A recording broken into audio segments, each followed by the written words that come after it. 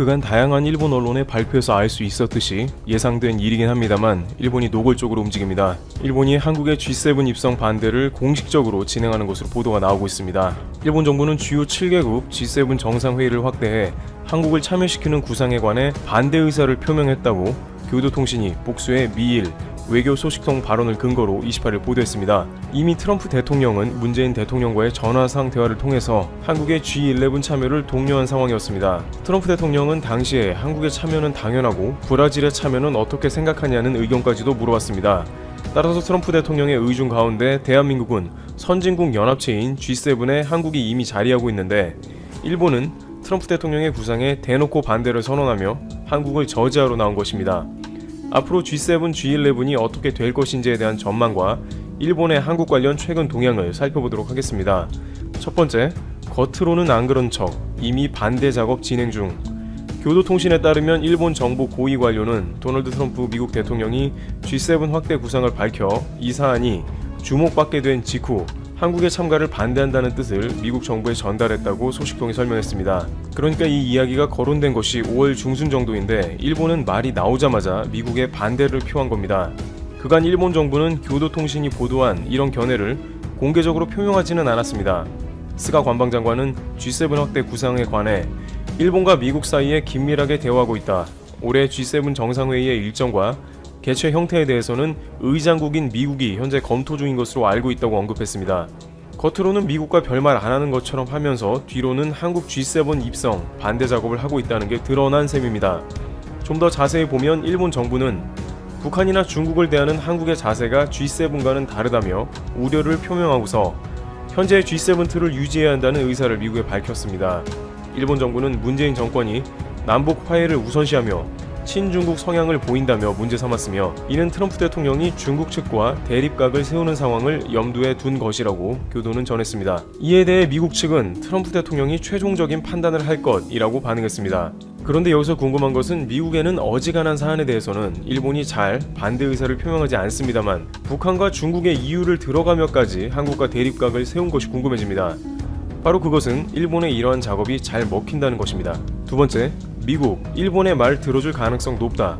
일본이 트럼프 대통령의 아이디어를 반대한 것은 언뜻 보면 트럼프 대통령이 매우 싫어할 것 같습니다만 현재까지 공개된 그리고 볼턴의 회고록까지 나오면서 외교 세계의 민낯이 어느 정도 밝혀진 작금의 시점에 본다면 미국은 결국 일본의 말을 들어줄 가능성이 매우 높다는 것으로 한국의 G7 입성은 쉽지 않다는 추측이 가능합니다.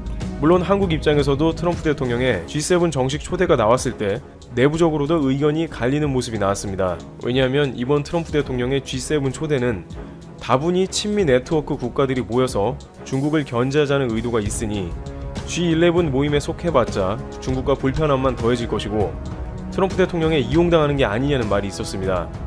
그러나 이것이 일본의 반대에 의해서 저지되는 경우는 한국에는 또 다른 외교적 자존심 문제가 돼버리는 것입니다. 번번이 한국의 중요한 외교적 길목에서 회방을 놓는 모습이 이번 볼턴 회고록에서도 폭로될 정도로 심각한 것이었습니다.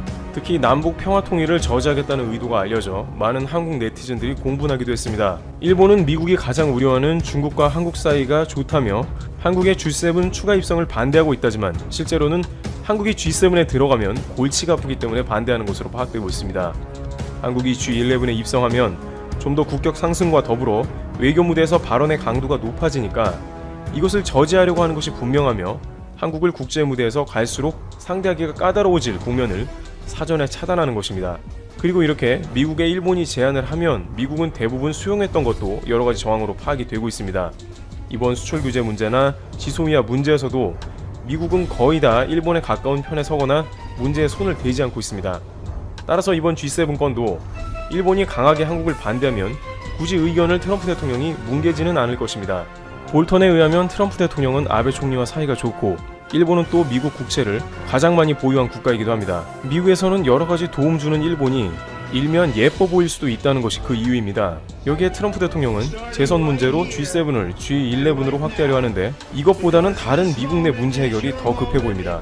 또한 G7은 만장일치제로 운영이 되므로 한 국가라도 반대하면 실질적으로 합의가 어려운 점도 있습니다. 물론 트럼프 대통령이 이번 기회를 통해서 반드시 G11 체제로 굳히겠다는 강력한 피력을 하면 약간의 가능성은 있습니다만 일본이 끝까지 반대표를 던져서 만장일치를 무너뜨리고 한국 입성에 찬성하지 않을 가능성에 무게가 실립니다.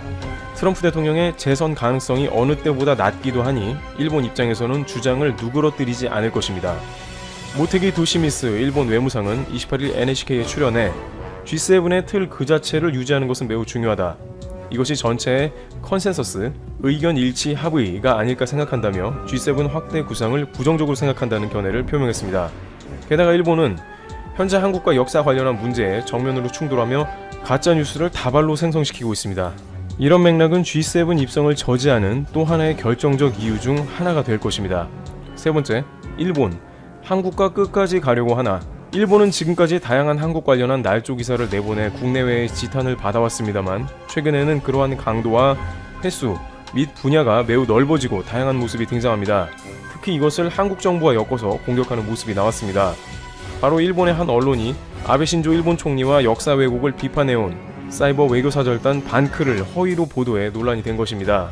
지금까지 한국 정부가 역사 왜곡을 지원한다는 가짜 뉴스는 그렇게 많이 등장하지는 않았는데 이제는 한국 정부에 대한 왜곡을 매체 전반으로 확대해서 날조 기사가 나올 정도로 공세로 전환된 모습을 보입니다. 일본 온라인 시사경제지 재팬 비즈니스 프레스는 25일자 WTO 제소 한국에 너무 관대한 일본의 자세라는 제목의 기사에서 반크는 마른 모래가 물을 빨아들이는 것처럼 거짓의 역사를 침투시킨다면서 이 단체는 한국 정부로부터 연간 20억 엔 이상의 예산을 받으며 100여 명의 연구원을 두고 있다고 보도했습니다. 반크 대표로는 장관급 인물이 선임되고 2005년께 일본의 국제적 위상을 실추시키는 디스카운트 재팬 운동을 시작했다고 썼습니다. 그러면서 반크는 진주만 공격, 중국 난징 위안부 문제, 강제징용 피해자 문제 등 일본을 세계로부터 고립시키려고 온갖 역사의 거짓말을 꺼내 대일 역사 포위망을 만드는 등 일본을 깎아내리는 것이 공식 목적이 됐다고 전했습니다. 이 같은 내용의 기사는 같은 날 야후 재팬 메인 기사로도 올려져 1132개의 댓글이 붙는 등 관심이 뜨거웠습니다. 댓글 내용도 하나같이 한국 정부 및 반크에 대한 비판 일색임은 말할 것도 없었습니다. 그렇지만 실제 반크 연구원은 5명이고 정부로부터 예산 지원을 거의 받지 않고 있습니다. 15만 명의 청소년, 청년 회원이 자원봉사로 참여하고 있으며 1,000명의 정기 후원자 도움과 다양한 민간 협력 기관의 협력 기금으로 운영됩니다. 사무실 규모는 66제곱미터 대략 20평 밖에 되지 않습니다. 그런데 이 매체가 반크를 허위 보도한 이유가 있을 것입니다. 그것은 최근 이 단체가 SNS에서 배포한 강제징용 왜곡 비판 포스터 때문이라는 의견이 나오고 있습니다. 반크는 아베 신조 일본 총리를 거짓말을 반복하는 피노키오에 비유해 포스터를 제작해 SNS로 전 세계에 배포했습니다. 박기태 반크 단장은 이 매체를 우리 한국의 정부 예산을 받는 대규모 단체로 둔갑시켰고 한국 정부의 뜻인 것처럼 포도해 일본인들을 분개하도록 만들고 있다고 설명했습니다. 그러면서 일본 언론이 반크와 관련한 정보를 왜곡하는 것은 국제사회에 진실이 알려지는 것이 두렵기 때문이라며 하지만 신경 쓰지 않고 더 적극적으로 일본 산업유산, 세계문화유산 등재 취소 운동을 펼쳐나가겠다고 말했습니다. 역사적 사실이 알려지는 게 두려운 일본 당국은 결국 한국이 G7에 입성하면 이와 같은 문제가 더욱더 불거질 것을 매우 우려하는 것으로 판단되고 있습니다. 만약 한국 정상이 G11 회의에서 일본이 역사적으로 왜곡을 하고 한국에 진정한 사과를 하고 있지 않다고 하면 일본 입장에서는 크게 당황할 수밖에 없습니다. 작년에 아베 총리는 G7 무대에서 느닷없이 한국을 비판했습니다. 한국이 없는 자리에서 G7 국가들을 대상으로 한국은 국가 간 약속을 지키지 않는 나라라며 작심 비판을 했죠. 그런데 이제 한국이 G7에 입성한다면 반대로 한국이야말로 일본의 행태에 대해서 굉장히 할 말이 많아지므로 일본은 어떻게 해서든 한국 입성은 끝까지 막아본다는 입장을 보수할 것으로 보이는 것입니다.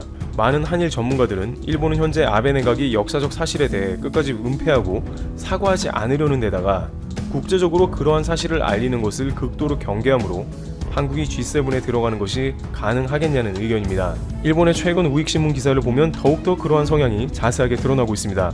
네 번째, 일본 언론 한국 역사 왜곡 멈춰라 적반하장.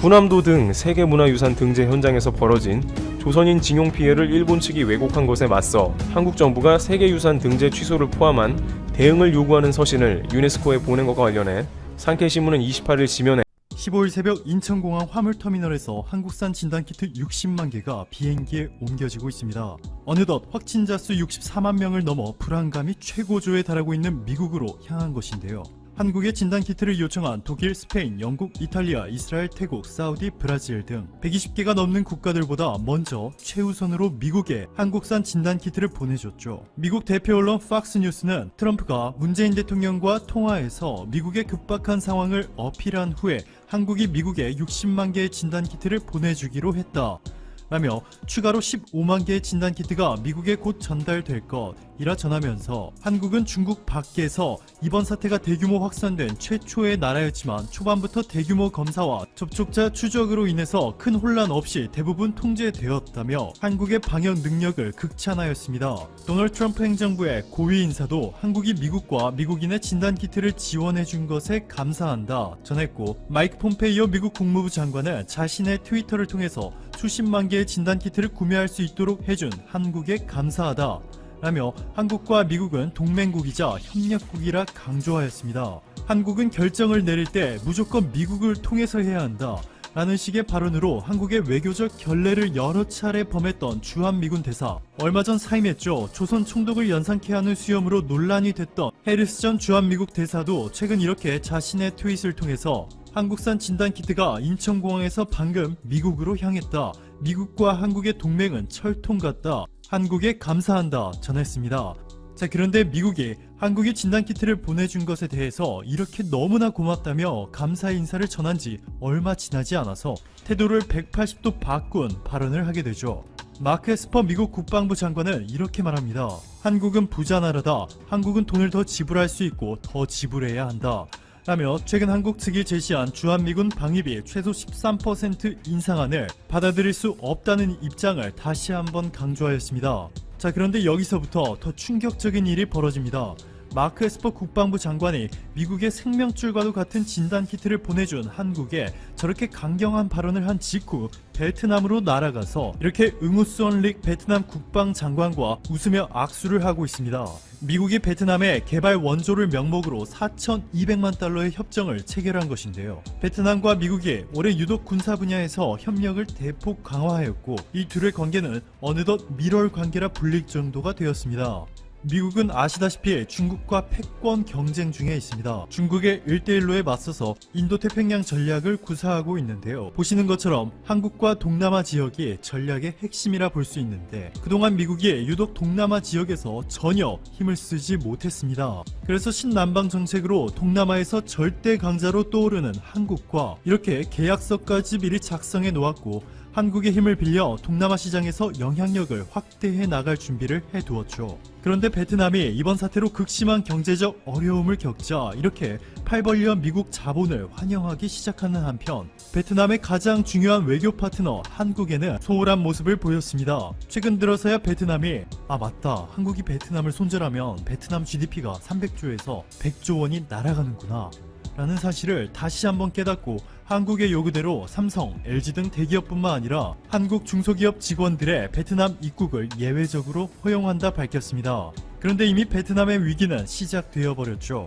베트남의 일부 언론들이 한국산 진단키트는 정확하지 않다며 베트남이 개발한 진단키트는 하루에 1만 개, 마음만 먹으면 생산량을 3만 개까지 늘릴 수 있다는 충격적인 보도를 한 데 이어서 베트남의 일방적인 통보로 베트남 하노이 노이바이 공항으로 향하던 아시아나항공의 긴급 회항에 많은 한국 국민들이 상처를 받았는데 또 웅유엔 수원푹 베트남 총리가 일본의 아베 총리와 만나 베트남과 일본이 협력을 강화해 이번 사태를 함께 해결하자라 전했습니다. 아베 총리의 부인 아키에는 일본이 국가 비상사태인데도 이렇게 마스크도 착용하지 않은 채 최근 연예인들과 꽃놀이를 즐기기 바빴고 아베 총리는 자택에서 자신의 애완견과 휴식을 취하면서 일본 유명 가수가 집에서 춤추자 라는 제목의 노래를 부른 동영상을 함께 이렇게 자신의 트위터에 게재해 논란이 되고 있습니다. 이뿐만이 아니라 학생들의 안전을 위해서 개학을 미루고 집에서 온라인 강의를 들을 수 있도록 시스템을 마련한 한국과는 완전히 반대로 일본 학생들은 이렇게 모두 교실로 등교를 했고 선생님만 모니터 속에 등장해 수업을 하는 황당한 상황을 만든 일본. 이게 많은 일본 국민들이 선생님의 안전만 생각하고 학생들의 안전은 뒷전인가? 이거 장난이지? 코미디 아니야? 라며 비난이 쏟아지고 있습니다.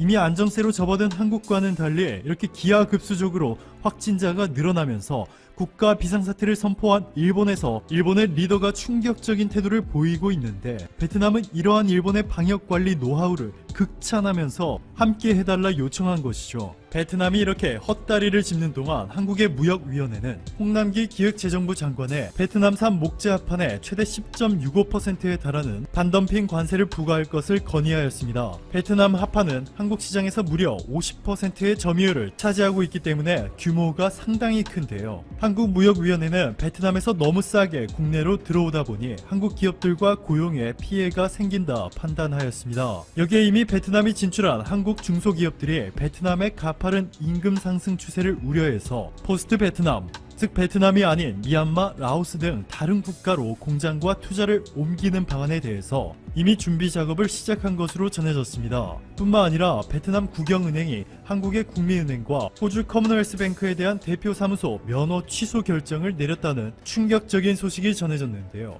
KB국민은행은 대신 미얀마로부터 외국계 은행 최초로 현지 법인 설립 허가를 받으며 미얀마에서 대출, 기업금융, 인프라금융뿐만 아니라 주택 청약 등의 사업까지 확장해 나갈 것이라 밝혔습니다. 그렇지 않아도 이번 사태가 올해 연말까지 지속되면 베트남 기업 전체의 40%가 파산할 것이라는 이 충격적인 보고서가 발표되면서 베트남 전역이 혼란에 빠진 가운데 베트남 최대 투자국인 한국의 이러한 조치가 빠르게 진행되면서 베트남 경제는 깊은 수렁에 빠져들고 있습니다.